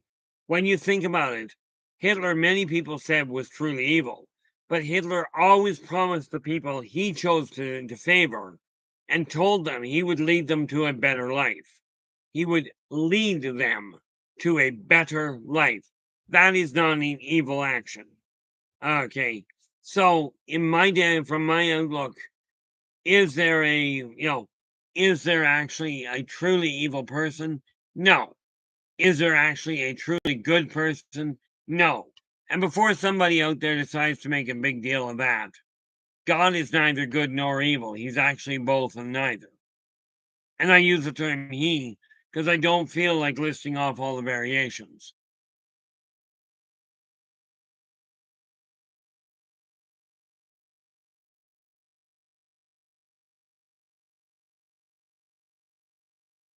Ultimately, it boils down to this felt, but you are basically correct.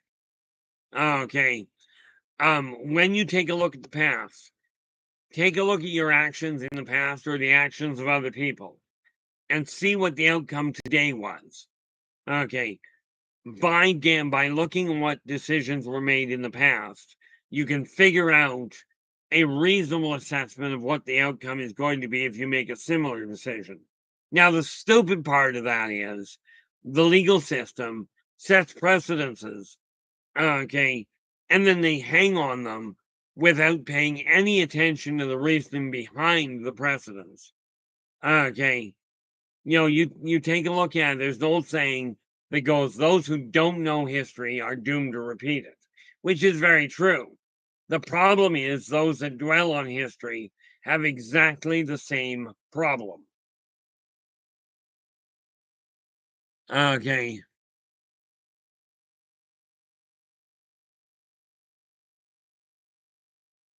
Well, if you think about it, Hitler was an extremely charismatic individual. You know, I was once asked if I'd actually like to meet him. And the answer is, yeah, I would love to have met him this lifetime. Okay. But didn't work out. When people have asked me, who is somebody you would like to that you would have liked to have talked to when they were still alive?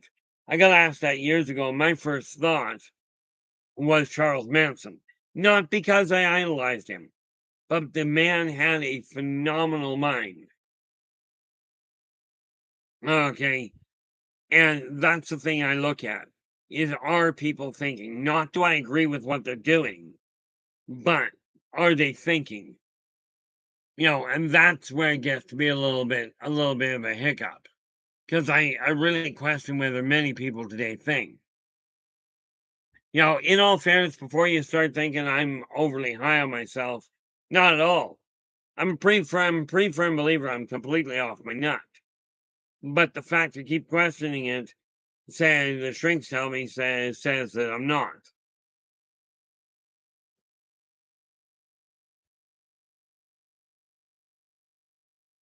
Oh, football goes. Have you heard of a city of night?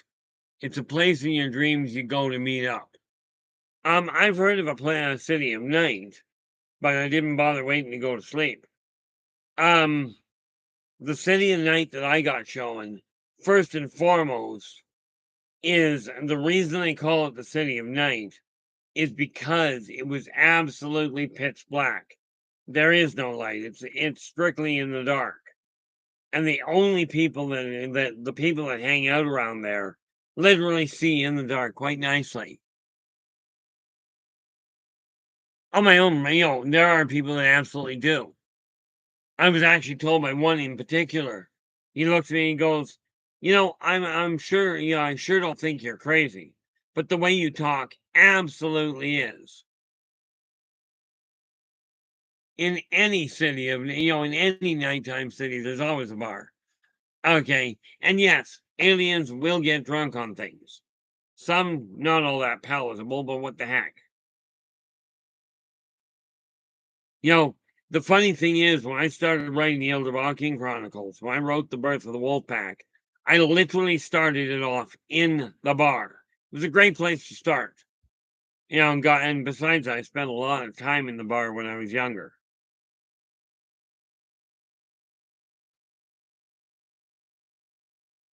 The restaurant I go to now has a bar, and I spend an awful pile of time there. Thing is, I don't drink. Well, unless we call it coffee. You know, but no, the reality is, many people have called, like, I've been called a lot of things. One person told me that I was uncivilized and extremely rude.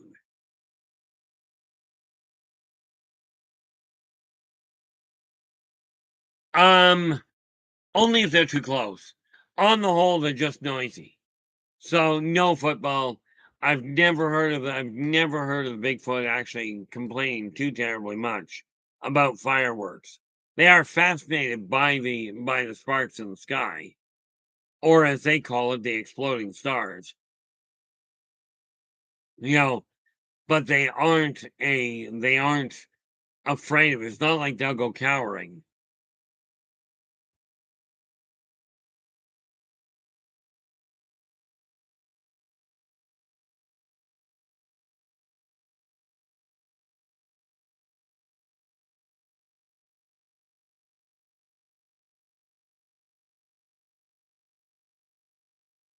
Yeah, I mean, there are all kinds of people out there that are, to say the least, a little twisted.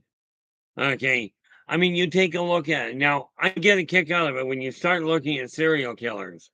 You know, I'm pretty certain that every one of you, every single person, most people in Western society, in my opinion, are serial killers. But understand, there's a very simple reason I put that. Most of you, as children, okay, most of you ate cereal. Okay. Now, to me, that's a serial killer. But no, you take a look at somebody like Jeffrey Dahmer. The man was he was self-admittedly off his rail. Okay. But very charismatic and absolutely devastating to people.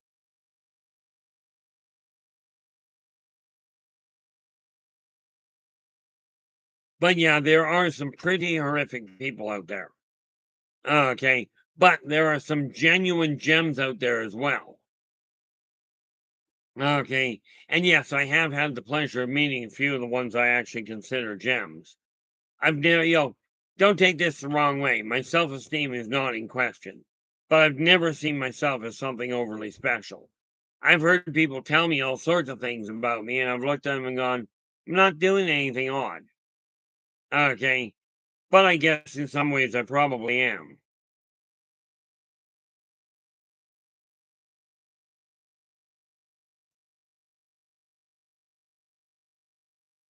Yep.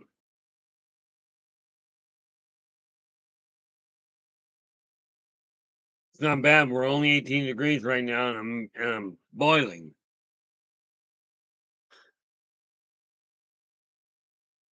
I didn't you see. I liked Apple Jacks until I found out it went soggy. Way too bad, way too much. Mind you, there was one cereal when I was growing up that I kid you not, it was the only one I ever heard them talk the truth about, and that was country cornflakes. You know, country cornflakes, when they advertised it, they said very proudly, country cornflakes stays crispy in milk for 2 seconds. And that was about the length of time it did. Did not like the stuff, but see, the problem there is a lot when you take a look at what you've been through now, think of this. Okay. And I'm no better than the next person. Okay. I have horror stories I can tell you about what I saw when I was in with the MyLabs. Okay. But I didn't come out of it as a serial killer, didn't come out of it as a volatile antisocial. Okay. I still do my best to treat people properly. Oh, country cornflakes was different from your Kellogg's because Kellogg's cornflakes you get about 30 seconds before it started to go soggy. Country cornflakes, same thing, but whatever they did to it, it went soggy like that. I swear, it was soggy before you quit pouring the milk into the bowl. On the other hand, Fruit Loops I did like. And I still like my cereal, but today I found out something rather remarkable. Actually, I found out a couple of years ago. I take a half cup of rolled oats with various things in, not the least of which is flaxseed. Take that, cook it up, throw a half cup of frozen blueberries into it, and call that a meal. And I'll tell you, it was that combination that really helped bring things back down. That helped bring my weight back under control. Let's see here. Oh, yeah, Big J is just saying cannabis helps with PTSD, which from what I gather it does. I personally don't use it. I did, however, and I can honestly say the PTSD where it comes to the my labs, I've actually gotten past that. Where it came to deal with the horse, that I got past. The PTSD that I suffer from with dentists and hospitals, not so much. Okay, but at least I can talk about them, which does put it into a better category. Now, iVoice, you've asked, is the Force from Star Wars real? Way too real. Okay, when you take a look at, and I've told people this before, so for those of you that have heard this and have seen this, absolutely take it as a refresher course. But iVoices, take your hands and put the palms towards each other, about half an inch, a quarter inch, half an inch apart. Don't let them touch. Okay, you'll feel something between your hands. Now, whether that is heat, whether it's bubbles, whether it's a magnetic pulse, you get to describe it the way you will. Okay, one person I heard that I talked to described it as bubbles. But you put your hands that close together, you can feel that energy. Okay. Yes, chi is another word for it there, Big J. Okay. When you put it together, then you focus on. Now understand, energy travels both directions at the same time. It is not a question of only one direction. Okay. Once you can feel it, start separating your hands. Okay, now I can put my hands that far apart and easily feel it. I can do it further, but I run out of problems when I get out where my hands aren't long enough. Okay. But I have tested it with other people at extreme distances. The furthest I've tried, I'd have to double check because I've dealt with it with people from Kelowna here where I am. I've sent energy all the way to Edmonton, and I've sent and received it all the way to Edmonton and all the way down into Utah. Okay. There is, in my opinion, no limit to how far it can go. And I've seen people do better. Okay. No, in all fairness, Big J, I was actually, when I was growing up, I was literally forbidden to take any psychological and or martial training. Okay. I was literally forbidden to take any of it. So, and I haven't read anything on the Tao at all. Of course, I'm one of the worst read English majors in existence, I'm sure of it.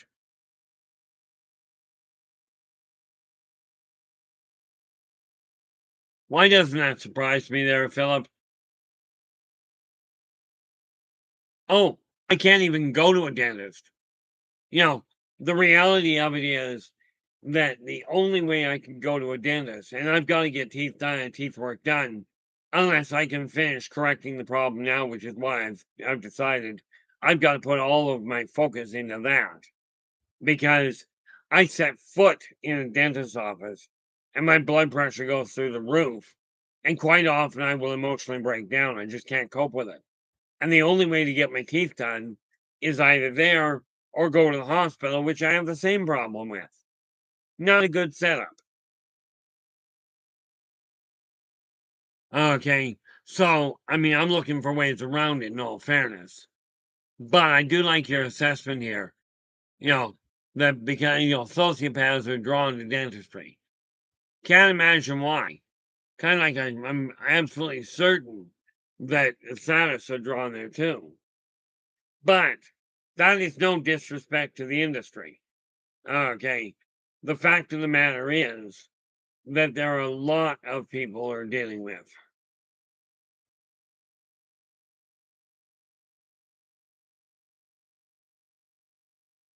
Yeah, I wish it was just my leg. You know, but Big J's just saying he couldn't stop his legs from shaking when they pulled his wisdom teeth. I had a dentist actually, he wouldn't believe me when I told him the anesthetic didn't work. And he pulled 2 teeth without any anesthetic. And no, he didn't even have the courtesy to give me a shot of bourbon.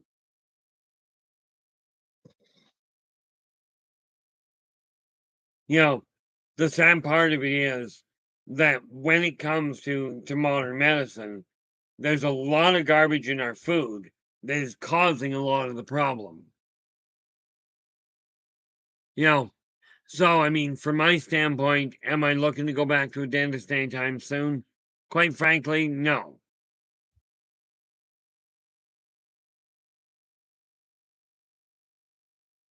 You know, just looking at this to make sure, because here's the thing.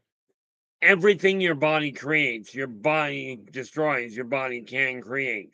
So I'm absolutely certain that just like I managed to get my eyes sorted out, where, yeah, I still require my glasses to read the computer. Okay. But when I go to read a book, I don't require my glasses anymore. I've now got 20/20 eyesight for reading, which for me works out just beautifully.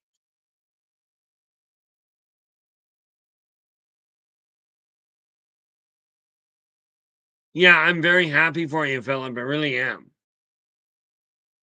You know, the dentist I had that capped my front tooth when I was in grade 4 did a fabulous job. I never had a problem with him.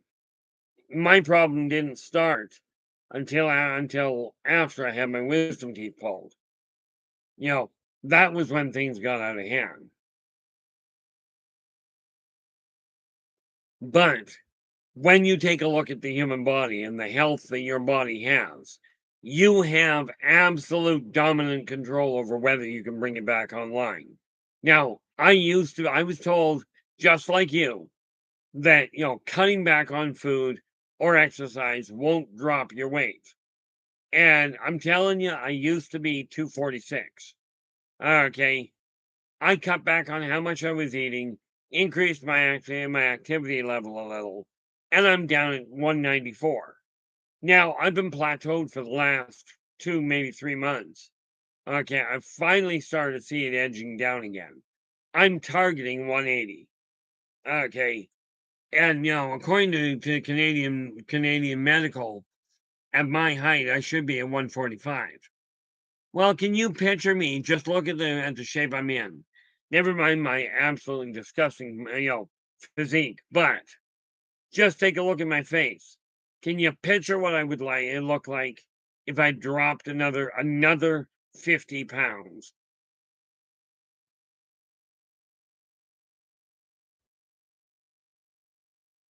Now, my father told me before he passed away, if I'm going to drop weight, drop to 180 and stop.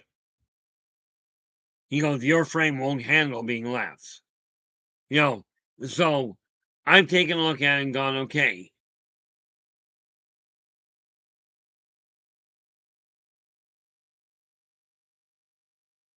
absolutely, Big J.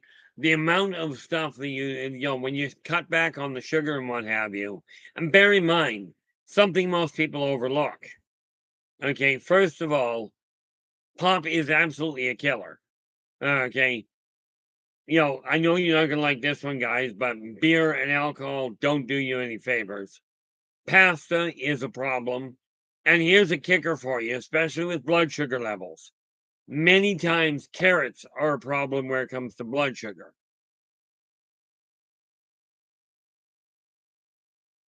Now I haven't cut sugar all the way out of my diet. Obviously, you guys have seen me drinking Coke. I think my biggest holdup isn't so much the pop anymore, so much as the ice cream that I still like. And that's pretty much where my sweet tooth ends.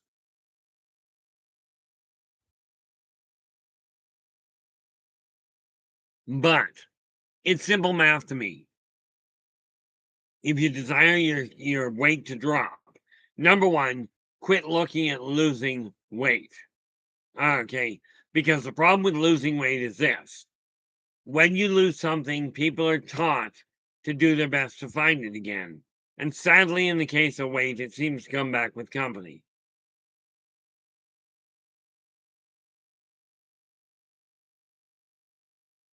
Absolutely, it does, Philip. I like cake sometimes, but I don't eat chocolate cake because I hate the flavor of it. A buddy of mine actually pointed it out. Because my taste buds never developed properly, chocolate town it tastes like powdered cardboard. And I don't know about you. I know as a kid I used to chew on cardboard. That wasn't a brilliant idea either. Okay, let me ask you this. Philip, you're talking about gaining healthiness overall, I'm presuming. Because I'll give you a couple places to start, and I know this works because I've done this myself, and I've handed it to literally thousands of others. Okay, but where are we? Okay, number one, we take a look at your sleep. Don't worry about when you're going to bed.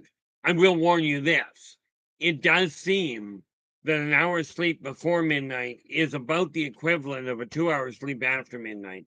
I don't know how that works. What I do know is pick a time to get up in the morning. Don't worry about when you're going to bed. Okay. Pick a time that you're going to get up in the morning and start that effective, oh, I don't know, tomorrow morning. Now, the most successful people in the world are getting up between 5 a.m. and 6 a.m. local time. Okay. If you get tired, go to sleep. If you get up at 5 and you're finding you're tired, go to sleep for a nap if you have to. Not while you're driving. This is a bad idea. Okay. That's first and foremost. Number two, take a look at what you're eating for breakfast. Okay. Now, breakfast does not have to be cereal. It doesn't have to be porridge. Breakfast is the first meal of the day. That's why they call it break fast. When you're sleeping, you're fasting because I'm guessing you're not eating. Yes, there are those of you out there that may eat while you're sleeping, also known as sleep eaters. But for the most part, watch what you're eating. Get a good solid meal first thing in the morning. The farmers have it brilliant with the idea of steak and eggs. I personally find porridge works beautifully for me. I only eat that once every 2, maybe 3 days. Okay. If you're going to eat something that converts to sugar, okay. If you're going to eat something that converts to sugar, eat it first thing in the morning when you've got the entire day to burn it. Absolutely, that's the thing. This is why you see so many millionaires on the golf course. Don't understand the golf course thing, by the way. But by noon, it's because they've already put an 8 hour day in. Okay. Most of the time, I'm up by around 4 or 5 in the morning, and I'll be on the go for the rest of the day. But yeah, that would make sense because when you think about the Aztecs and the Mayans, at 12, first of all, at 12 a.m., it's the coolest time of the day. You can work through it. Okay, and by the time you're hitting 9 o'clock in the morning, in the middle of a rainforest, you're talking about sweltering hot. Mexicans have a siesta at 3 o'clock in the afternoon for the same reason.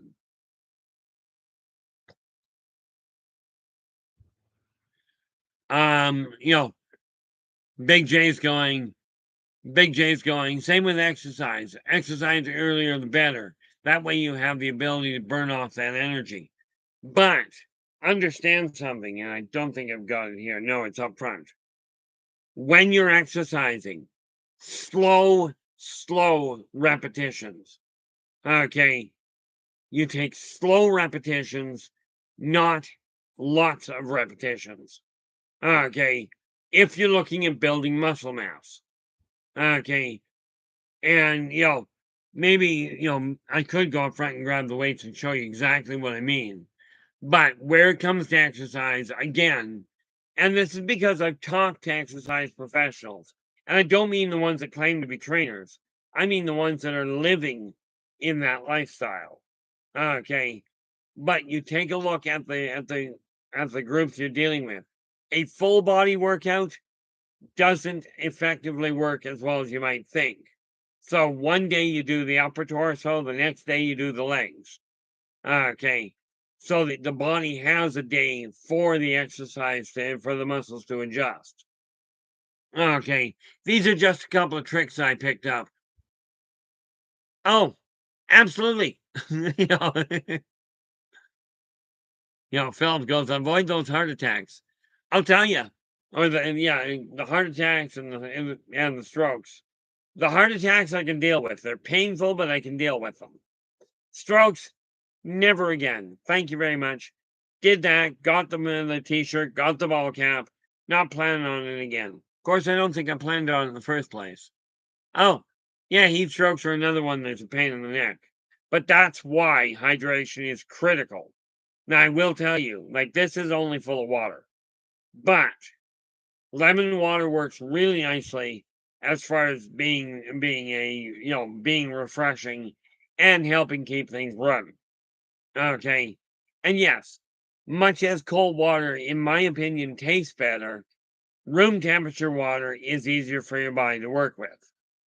And I will tell you, I found it the hard way that getting hit with cold water when I'm really hot will stop my heart cold.